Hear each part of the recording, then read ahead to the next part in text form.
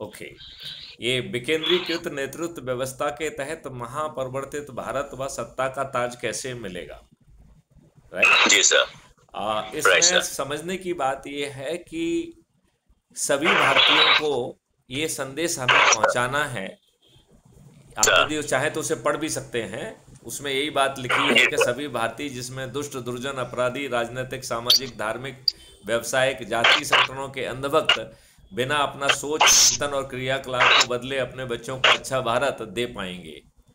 केवल उन्हें सर प्रत्येक रविवार को अच्छे भारत का संकल्प दोहराना है व अपने सर लोगों को आमंत्रित करने के लिए स्थानीय रीत रिवाज, धार्मिक, सामाजिक, जन्मदिवस समारोह, शादी का समारोह, शादी की वर्षगांठ जैसे अवसरों का उपयोग करना है। जो मैंने कल आपको एक सर कहानी सुनाई थी ना, कि एक आईपीएस ऑफिसर, जी महिला, मेरी जूनियर सर। कलीग, मैंने उससे कहा कि यस आपका सर। आना नहीं हुआ, तो उसने कहा कि सर, बहाना। दो जुड़वा बच्चे हैं, बड़ा मुश्किल जाता जी है, लेकिन यदि आप मुझे इनवाइट कर लेंगे तो फिर मैं सर। आने की बाध्यता रहेगी। यस तो उसी से ये बात ली गई है कि हमें यदि लोगों को इकट्ठा करना है तो एक सर। बहाना दे दीजिए। Right sir. तो यदि आप वो बहाना देंगे तो वो बहाना कुछ भी हो सर। सकता है।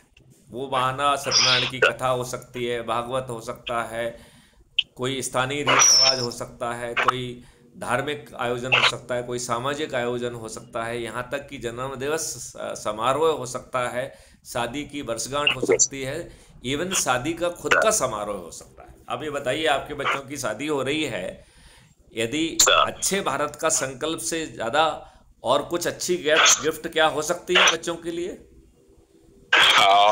नो सर, आई थिंक इससे बड़ा sir what we can hand over to the next generation, I don't think if we can give them good sankalp and a good, अगर अच्छा भारत हम अपने युवा पीढ़ी को और अपने ही बच्चों को और अपने ही पुश्तों को दे पाए, तो मेरे ख्याल से इससे बड़ी चीज ही नहीं है सर। तो मनी डजंट मैटर, बट संस्कार,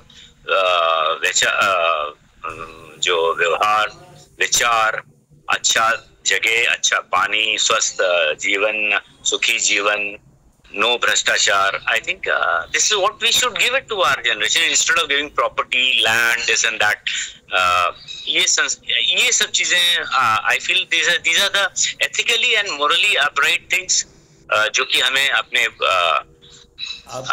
पुष्पों को आने वाले अब को देना हमको ये बात समझना चाहिए कि अपन अच्छा अच्छा भारत कहते हैं, अच्छा भारत है क्या? चाहिए। अच्छा भारत है क्या?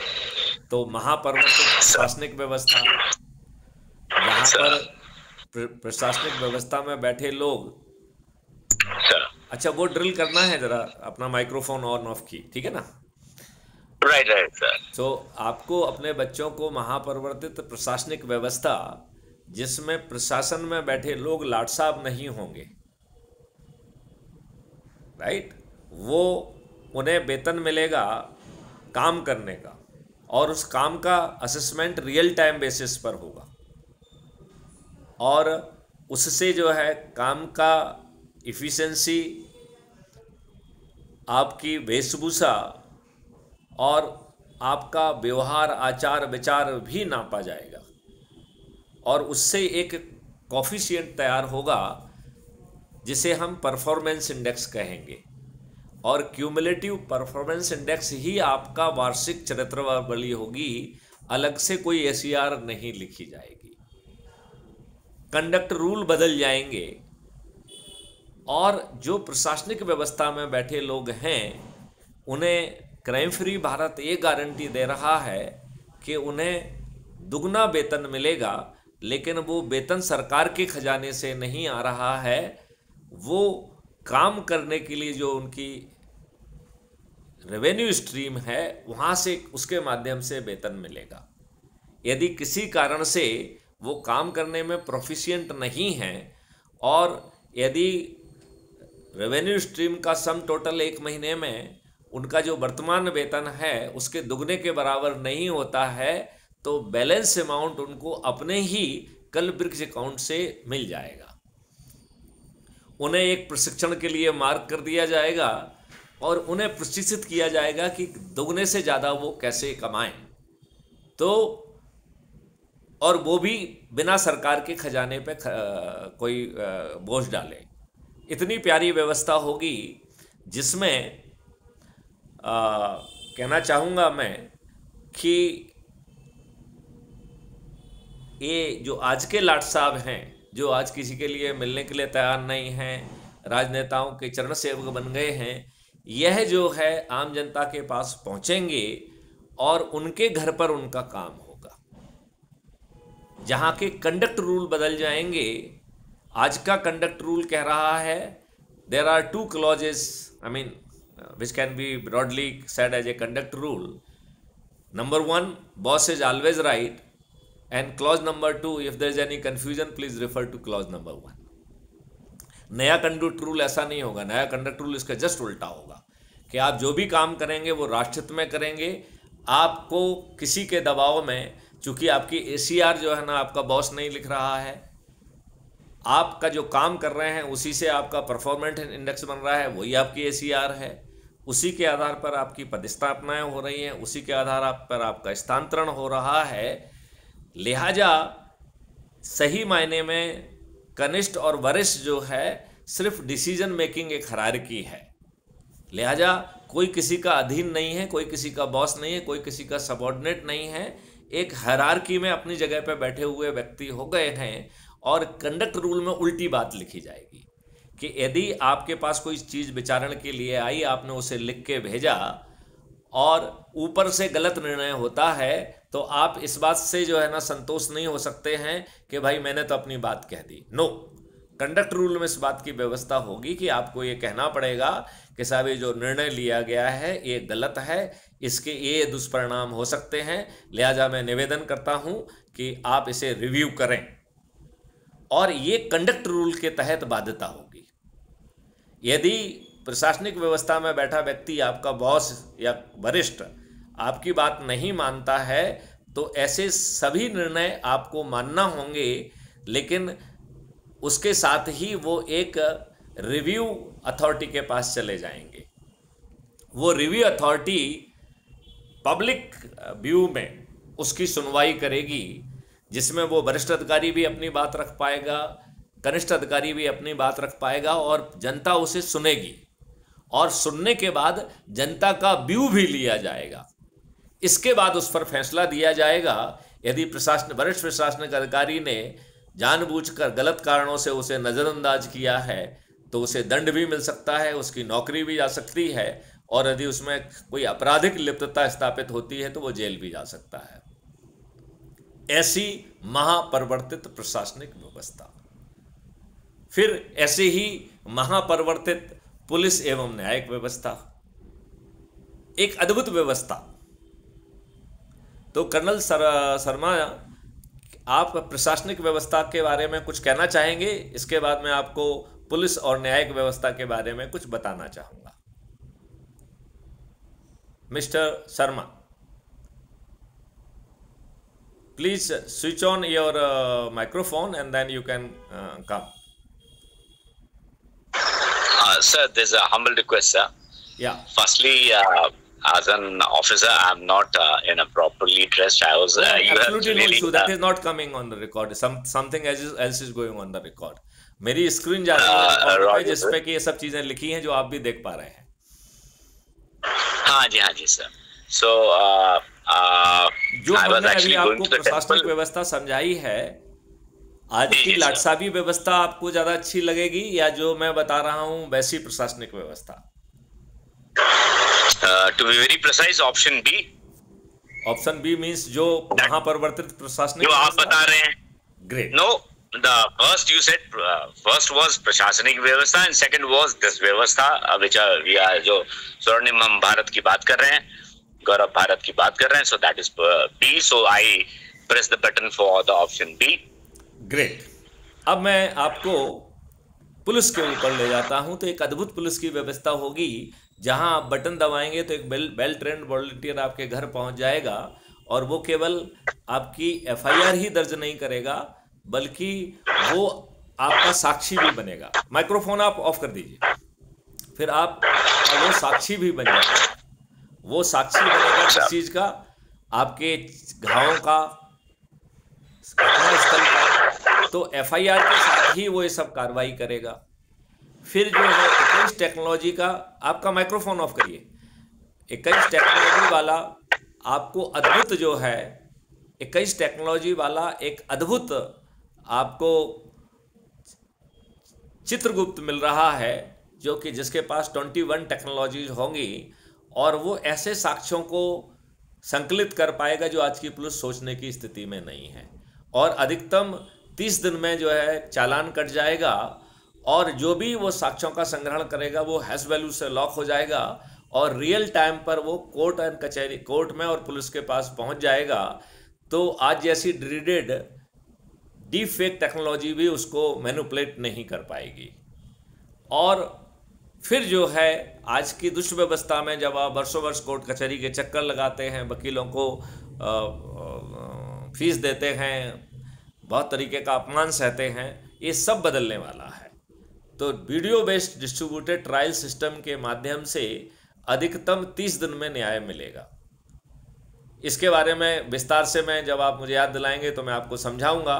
ऐसे ही आपका जो आज केमिकल के कारण आपकी एग्रीकल्चर जो है वो कैंसर कारक हो गई है, वो बदल जाएगा। मैंने अभी आपको बताया था कि गाय के 1 ग्राम गोबर में 3 करोड़ जीवाणु हैं और जो गाय दूध नहीं दे रही है उसमें 5 करोड़ है। लिहाजा मिट्टी की सेहत के लिए दूध ना देने वाली गायें वो ज़्यादा महत्वपूर्ण है। लिहाजा गौशालाओं में दूध देने वाली गायें भी रहेंगी, दूध जो नहीं दे रही हैं वो गायें भी रहेंगी। उन सबको एक प्रोटीन रिच फॉडर मिलेगा, उसमें औषधियाँ भी मिलेंगी। एक अद्भुत सा जो है गौशाला की व्यवस्था होगी जो मैं आपको बताऊंगा। और एक अद्भुत जैविक संसार होगा जहाँ के हर ग्रामीण को 365 दिन का अद्भुत रोजगार मिलेगा और भारत का जो है हर ग्रामीण जो है वो समृद्ध होगा और उसके पास पूरे 365 दिन का काम होगा। और ये काम जो है रोजगार का पोटेंशियल आइडेंटिफाई करके उसको उसमें माइलस्टोन में बांट कर दिया जाएगा, जिसमें संस्कार, शिक्षा, हुनर, टेक्नोलॉजी और सतत अभ्यास के साथ उत्कृष्टता सर्टिफिकेट भी सम्मिलित है। एक अद्भुत भोजन की का व्यवस्था जिसमें सब मल्टीग्रेन, जिसमें अल्फा 2 वैरायटी का देसी गाय का दूध, दही, घी, शहद और जीवनवर्धक औषधियाँ होंगी। एक ऐसी अद्भुत स्वास्थ्य व्यवस्था जिसमें सभी पैथियाँ, वार्षिक चेकअप, डेडिकेटेड वॉलंटियर सहित जो है आपको कहीं भटकना नहीं होगा, आपको किसी डॉक्टर के पास नहीं जाना होगा, बल्कि डॉक्टर की पूरी पैनल जो है उस डेडिकेटेड वॉलंटियर के माध्यम से आपको मुखातिब होगी और आपका पूरा शेड्यूल बदल जाएगा। आपके जीवन में कोई नेगेटिव चीज़ें नहीं रहेंगी। और फिर जो 5वां आपको मौलिक अधिकार है वो खुशहाली व समृद्धि का मौलिक अधिकार मिलेगा। तो इस महापरिवर्तित व्यवस्था का ये अच्छा भारत है। मुझे विश्वास है कि कर्नल शर्मा ऐसे अच्छे भारत को आप चाहेंगे या नहीं चाहेंगे?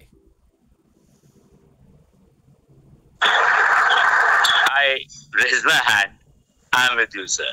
मैं आपके साथ हूं। अब मैं इस डॉक्यूमेंट के पेज नंबर 3 पर हूं, जिसमें बताया गया है कि भारत सरकार का पर इसका कोई खर्च नहीं आएगा। इवन जो इनके शासकीय सेवकों का काम है, वो जिसका काम होगा वो फीस देगा, राइट। लिहाजा शासकीय सेवक जो है वो सरकार के ऊपर बोझ नहीं होंगे। और क्राइम फ्री भारत के 3 मॉडल के तहत भारत सरकार को आज की तुलना में 20 गुना ज़्यादा पैसा पहुंचेगा। आने वाले भविष्य में भारत में किसी तरीके का टैक्स नहीं होगा, किसी भी तरीके का टैक्स नहीं होगा। तो ना इनकम टैक्स होगा, ना कारपोरेट टैक्स होगा, ना सेंट्रल जीएसटी होगी, ना स्टेट जीएसटी होगी, हालांकि और ना पेपर करेंसी होगी। हालांकि डिजिटल ट्रांजैक्शन को ऑन रिकॉर्ड पे लाने के लिए और थोड़ा सा फंड जनरेट करने के लिए एक ट्रांजैक्शन फीस का प्रावधान किया गया है। उस 2% की ट्रांजैक्शन फीस से भारत सरकार के पास आज की तुलना में 10 गुना ज़्यादा पैसा पहुंच जाएगा। भारत के सभी लोगों को इन मौलिक अधिकारों के साथ और महापरिवर्तित भारत के साथ उनको एक शैडो बैंक अकाउंट भी मिल रहा है। आप माइक्रोफोन ऑफ करिए कपिल साहब, ये आप बिना कहे कर लिया करिए, जब आप नहीं बोल रहे हैं उस समय उसको ऑफ कर लें, है ना। तो आपको जो है एक ऐसा अकाउंट दिया जा रहा है जो आपके अकाउंट का शैडो अकाउंट है, जिसे मैं कल्पवृक्ष अकाउंट कह रहा हूं, और इसमें 3 जगह से इतना पैसा आ रहा है कि पैसा कभी कम नहीं पड़ेगा। और कल्पवृक्ष अकाउंट को स्थायी रूप से पैसा चाहिए नहीं, क्योंकि वो आपको पैसा दे रहा है, आपको समर्थ बना रहा है, और फिर आपको जो है राष्ट्रीय संपदा के निर्माण में लगा दे रहा है। उससे आपको जो रेवेन्यू फ्लो हो रहा है वो पहले कल्पवृक्ष अकाउंट का पैसा जो है ना चुक जाएगा अपने आप। और इसमें जो है अच्छी बात यह है कि कोई बैकग्राउंड पर बैठ के कोई अनुमोदन नहीं कर रहा है, देयर इज नो अनुमोदन।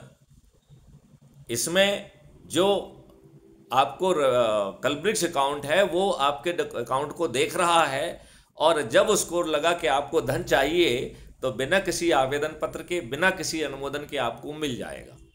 और फिर वो जब वो देखेगा कि आप पैसा नहीं पटा पा रहे हो, आपके पास धन अर्जन के साधन नहीं हैं, तो एक टीम को आपके पास भेजेगा, और वो टीम आपके पोटेंशियल को आइडेंटिफाई करके उसे छोटे छोटे माइलस्टोन में बांट करके आपको संस्कार, शिक्षा, हुनर, टेक्नोलॉजी और एक सतत अभ्यास के माध्यम से आपको सर्टिफिकेट ऑफ एक्सीलेंस देकर राष्ट्रीय संपदा के निर्माण में लगाया जाएगा। और जैसे ही आप एक काम कंप्लीट करेंगे आपको रेवेन्यू स्ट्रीम मिलेगी।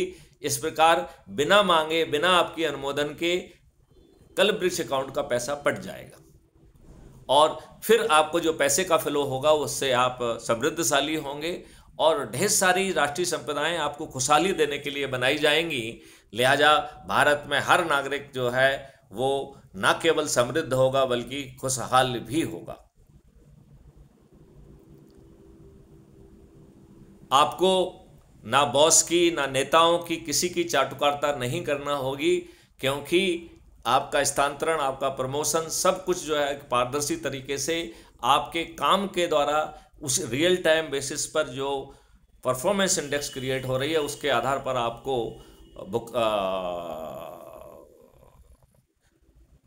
स्थानांतरण हो रहा है, पदोन्नतियां मिल रही हैं। लिहाजा आपको कोई दिक्कत नहीं है। अब आपको एक तरीका दे दिया गया है जिसमें ऐप के माध्यम से आप अपने लोगों को जोड़ रहे हैं, और ये ऐप 6 मेरिट लिस्ट बना रहा है। लिहाजा आपको किसी की चाटुकारिता करने की ज़रूरत नहीं है, आपको सिर्फ मेरिट लिस्ट में आना है। और ये मेरिट लिस्ट किस चीज़ की है? अपने लोगों के जोड़ने की। और ये कौन बना रहा है? ये ऐप बना रहा है, और उसे आप रियल टाइम बेसिस पे देख पाएंगे। आपको किस कारण से कितने मार्क्स मिले हैं आप उसको जो है देख पाएंगे। जस्ट आप उस पर क्लिक करेंगे, आपको पूरा ब्रेकअप दिखा दिया जाएगा। तो एक बहुत पारदर्शी तरीके से एक मेरिट लिस्ट बनेगी, और ये 6 तरीके की मेरिट लिस्ट होंगी, गांव की, मोहल्ले की, शहर की, ज़िले की, प्रांत की और देश की। तो इसी आधार पर लोगों को पंच सरपंच का टिकट मिलेगा, इसी के आधार पर पार्षद का टिकट मिलेगा, इसी के आधार पर मेयर का टिकट मिलेगा, इसी के आधार पर जिला पंचायत अध्यक्ष का टिकट मिलेगा, और इसी के आधार पर विधायक का टिकट मिलेगा। और मेरिट लिस्ट के आधार पर ही आप जो है राज्य सरकार में मंत्री बनेंगे, मुख्यमंत्री बनेंगे और उप मुख्यमंत्री बनेंगे, और देश के स्तर पर इसी आधार पर आप सांसद बनेंगे, आप केंद्रीय सरकार के मंत्री बनेंगे, प्रधानमंत्री और उप प्रधानमंत्री बनेंगे। तो ये बात समझाने के लिए कि क्राइम फ्री भारत एक मिशन है, कोई राजनीतिक पार्टी नहीं है, लेकिन क्राइम फ्री भारत मिशन ने एक राजनीतिक पार्टी सिर्फ इसलिए क्रिएट की है जिससे वो आपको टिकट पहुंचा सके।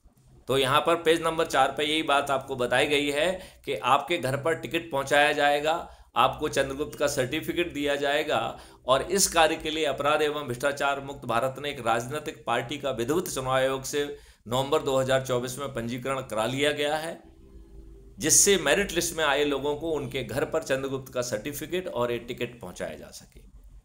अब ये तो टिकट पहुंचाने की बात हो गई है, जिसका नाम है पार्टी का श्रेष्ठ आत्मनिर्भर भारत पार्टी। आप स्क्रीन पर देख सकेंगे इसको, और इसका रजिस्ट्रेशन नंबर है 56/233/2023-24 PPS1। यह राजनीतिक पार्टी कोई राजनीतिक काम नहीं करेगी। यह पार्टी मैथिली शरण गुप्त यानी मेरे द्वारा बनाई गई है।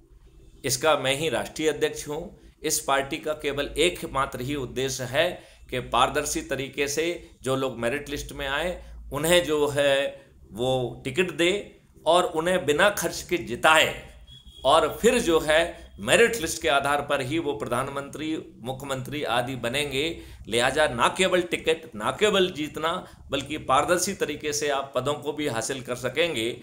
और इसमें एक व्यवस्था ये भी की गई है कि आप चाहे कुछ भी कर लें, आप चाहे शपथ भी ले लें, लेकिन आप गड़बड़ी नहीं कर पाएंगे। यह बात कर्नल एस.के. शर्मा मैंने आपको समझाई हुई थी।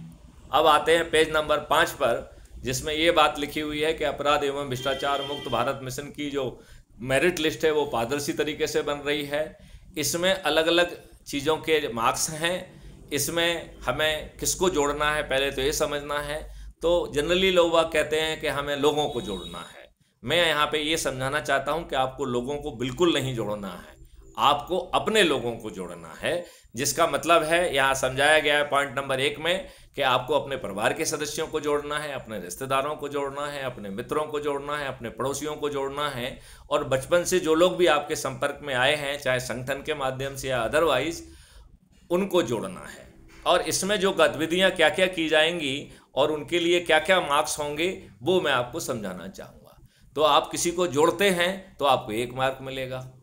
आप जिनको जोड़ चुके हैं उनको मोटिवेट करके उन्हें आगे जोड़ने के लिए करते हैं तो इसको 3 लेवल तक के मार्क्स दिए गए हैं।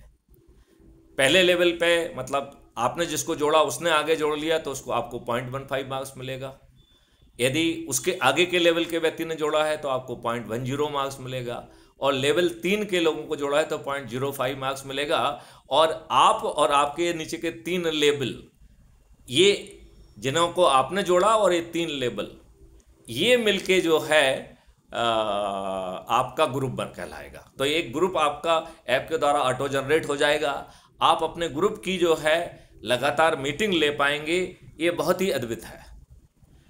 इसमें हमें रोटेशन के आधार पर प्रत्येक रविवार को इकट्ठा होना है संकल्प समारोह के माध्यम से, और ये आयोजन हर एक ही व्यक्ति नहीं कर सकता है, इसे रोटेशन के आधार पर करना है क्योंकि 3 मार्क्स मिलेंगे और हर व्यक्ति का उसमें पहुंचना जरूरी है। यदि आप किसी काम में व्यस्त हैं तो समय रहते आपको एग्जम्पशन प्राप्त करने की सलाह दी जाती है। यदि आप समय पर एग्जम्पशन नहीं लेते हैं तो आपको -3 मार्क्स मिलेंगे, आपकी मेरिट लिस्ट में स्थान नीचे चला जाएगा।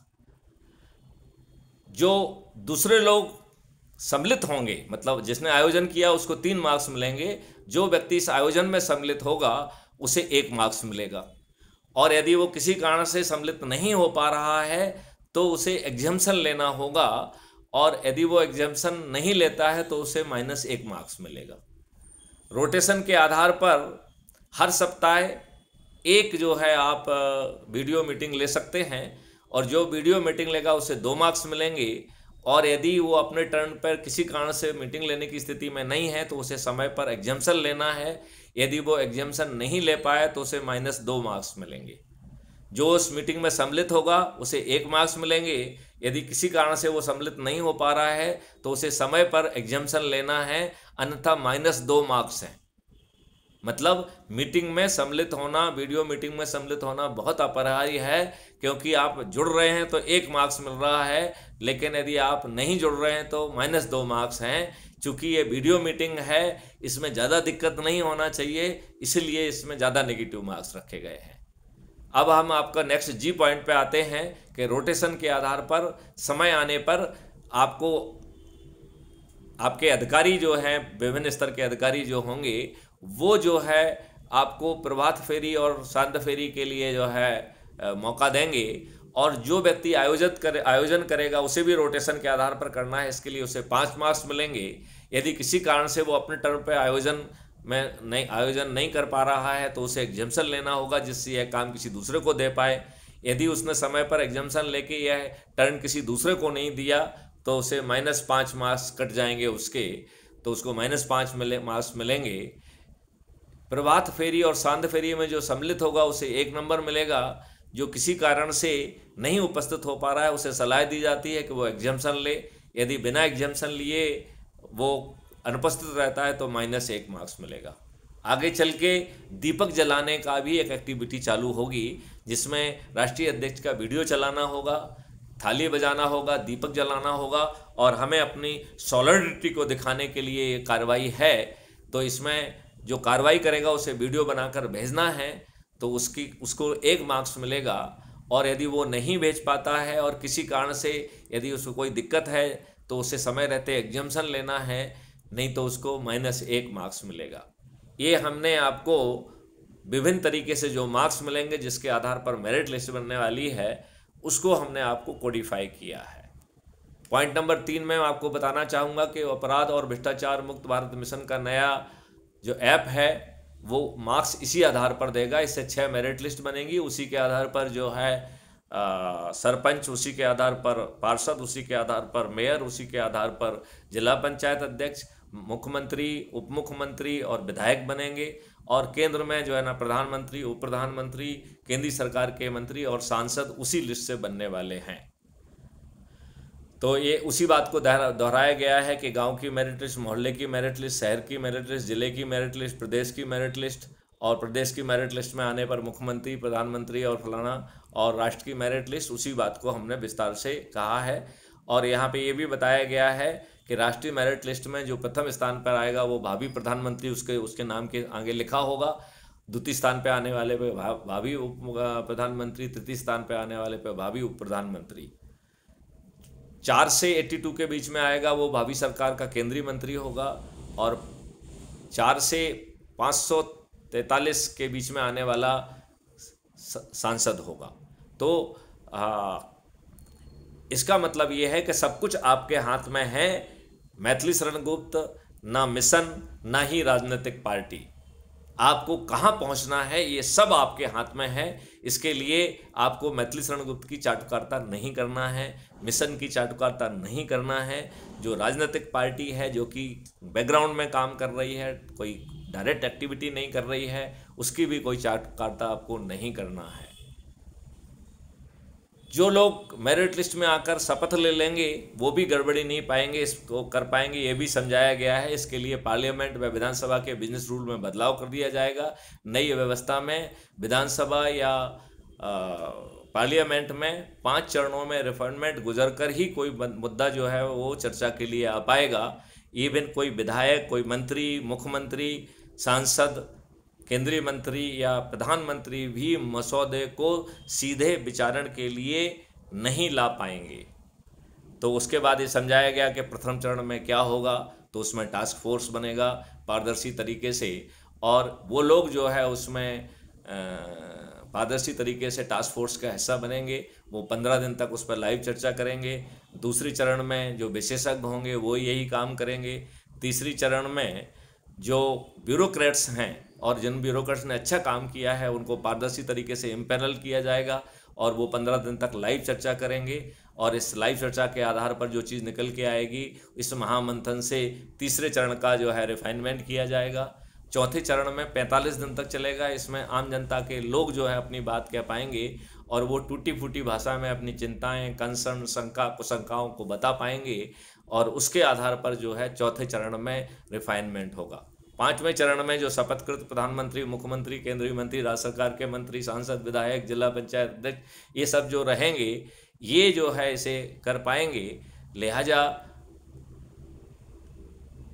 कोई भी शपथकृत प्रधानमंत्री, मुख्यमंत्री, केंद्रीय मंत्री, राज्य सरकार का मंत्री, कोई भी जो है आपके 5 मौलिक अधिकारों से कभी गड़बड़ी नहीं कर पाएगा। तो पार्लियामेंट अब जो है पॉइंट नंबर 6 में फिर पार्लियामेंट या संबंधित विधायक में जो 365 दिन तक चलेंगी, तो ये सेशन की प्रक्रिया खत्म हो जाएगी। दोनों विधानसभा और पार्लियामेंट पूरे 365 दिन चलेंगी और उनके सामने हम मसौदे जो है चर्चा के लिए आते रहेंगे, और वो मसौदे चर्चा के लिए तभी आ पाएंगे जब ये 5 चरणों से गुजर जाएंगे, और फिर जो है नए सिरे से पूरा जो है उसके पे चर्चा होगी और उसे पास किया जाएगा, और एक एक सेक्शन के बतौर पास किया जाएगा, और फिर जो है सभी सेक्शन जब पास हो जाएंगे तो वो एक्ट पास माना जाएगा। इमरजेंसी, अब किसी ने ये कहा कि साहब इतनी लंबी प्रक्रिया में जिसमें कि 2 महीने से ज़्यादा लग जाएंगे, बल्कि लगभग 3 महीने लगेंगे, तो इमरजेंसी सिचुएशन में कैसे होगा? तो उसके लिए भी प्रक्रिया बताई गई है कि इमरजेंसी मॉड्यूल क्या होगा और इसमें कैसे जो लोग इमरजेंसी घोषित करेंगे उनका उत्तरदायित्व निर्धारित किया जाएगा। ऐसा अद्भुत जो है व्यवस्था है। अपराध एवं भ्रष्टाचार मुक्त भारत मिशन बिना खर्च कैसे आपको जिताएगा, इस बारे में जो है हम अगले चरण में चर्चा करेंगे और विस्तार से चर्चा करेंगे। मिस्टर कर्नल शर्मा जी, जिताने की प्रक्रिया के बारे में हम आपसे पृथक से बात दूसरे चरण में करेंगे। अब तक जो आपने सुना है उस पर आप कोई अपनी प्रतिक्रिया देना चाहेंगे? Colonel S K. शर्मा।